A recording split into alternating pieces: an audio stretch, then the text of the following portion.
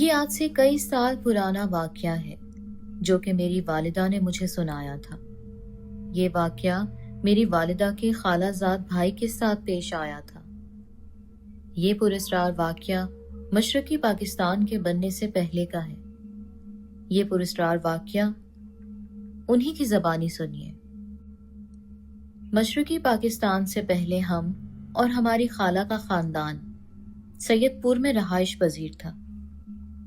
میرا خالہ زاد جس کا نام نعیم تھا، اس وقت جس کی عمر 17 یا 18 سال کے قریب تھی، جب وہ ڈھاکہ شہر میں تعلیم حاصل کر رہے تھے۔ ایک دفعہ جب وہ چھٹیوں میں اپنے گھر سید پور آئے تو ان کے ساتھ ان کے کچھ دوست بھی تھے جو شوقیہ گاؤں دیکھنے ان کے ساتھ آئے۔ چھٹیوں کی فراغت تھی، وہ روزانہ کہیں نہ کہیں گھومنے پھرنے نکل جاتے، کبھی مچھلیاں پکڑ رہے ہیں تو کبھی تالاب میں نہا رہے ہیں، کبھی باغوں سے پھل توڑ کر کھا رہے ہیں۔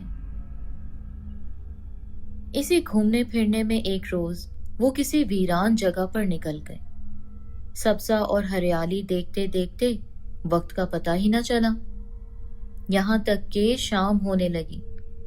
اچانک انہیں دور ویرانے میں ایک جھگی نظر آئی۔ کچھ سوچ کر وہ اس جھگے کی طرف بڑھ گئے۔ جھگی کی طرف جاتے ہوئے ان کے دوستوں نے انہیں نہیں دیکھا۔ وہ دبے پاؤں آگے بڑھنے لگے۔ تھوڑا آگے بڑھے تو ان کو جھگی میں ایک کھڑکی نظر آئی۔ جھگی کی کھڑکی سے انہوں نے ذرا سا جھانک کر دیکھا تو ان کے اوزان ہی خطا ہو گئے۔ وہ کیا دیکھتے ہیں کہ ایک ڈراؤنی شکل کی بڑھیا وہاں موجود ہے اور وہ کچھ کھا رہی ہے۔ نعیم بھائی نے جب غور سے دیکھا تو وہ انسانی دل تھا اور وہ بڑھیا اسے چبا چبا کر کھا رہی تھی۔ یہ دیکھنا تھا کہ ان کے رونگٹے کھڑے ہو گئے اور ان کو زور سے اکائی آئی۔ الٹی کی آواز سن کر بڑھیا ان کی طرف متوجہ ہو گئی۔ ابھی وہ وہاں سے بھاگنے کا سوچ ہی رہے تھے کہ اچانک انہیں اپنی پیٹھ پر دباؤ محسوس ہوا۔ پیچھے مڑ کر دیکھا تو وہی ڈراؤنی بڑھیا تھی جس نے اپنے خون سے بھرے ہاتھ کا پنجہ ان کی پیٹھ پر چھاپ دیا اور ان کے دل کی طرف انگلی سے اشارہ کیا اور غراتی ہوئی آواز میں کہا کہ یہ دل میرا ہو گیا۔ یہ سننا تھا کہ وہ آیتیں اور دعائیں پڑھتے ہوئے سر پر پیر رکھ کر بھاگے، گرتے پڑتے جانے کیسے گھر پہنچے۔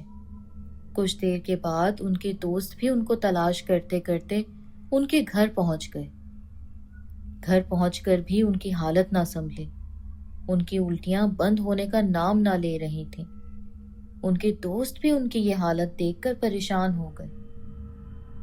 ان کے گھر والے ان کے دوستوں سے اس بارے میں پوچھنے لگے، لیکن انہیں کچھ پتا ہوتا تو وہ بتاتے۔ یہ سب دیکھ کر خالہ خالو اور ان کے بھائی بہن کے ہاتھ پاؤں پھول گئے۔ نعیم بھائی سے بھی پوچھنے کی کوشش کی، لیکن وہ بے ربط گفتگو کرتے رہے۔ انہیں ڈاکٹر کے پاس لے جایا گیا، لیکن کوئی فائدہ نہ ہوا۔ علاج چلتا رہا، لیکن درد بڑھتا رہا، جوں جوں دوا کے مصداق۔ چھٹیاں ختم ہو گئیں۔ ان کے دوست واپس ہاسٹل چلے گئے۔ نعیم بھائی کے ایک بھائی حافظ قرآن تھے۔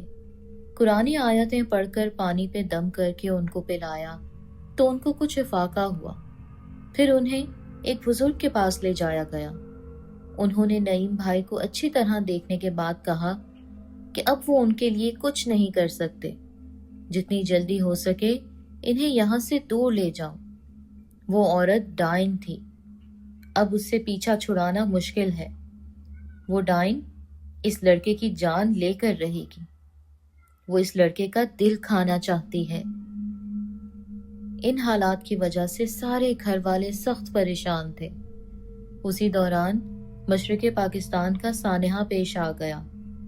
خالہ خالو اور ان کے گھر والے نعیم بھائی کو لے کر انڈیا چلے گئے۔ پھر کچھ دنوں کے بعد پاکستان آ گئے۔ یہاں آنے کے بعد نعیم بھائی کی حالت کچھ سنبھل گئی اور وہ کچھ ٹھیک بھی ہو گئے۔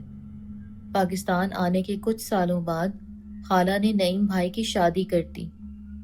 आहिस्ता आहिस्ता उनकी हालत बेहतर होती गई। उनके बच्चे भी हो गए। अब माशाल्लाह नाना दादा बन चुके हैं।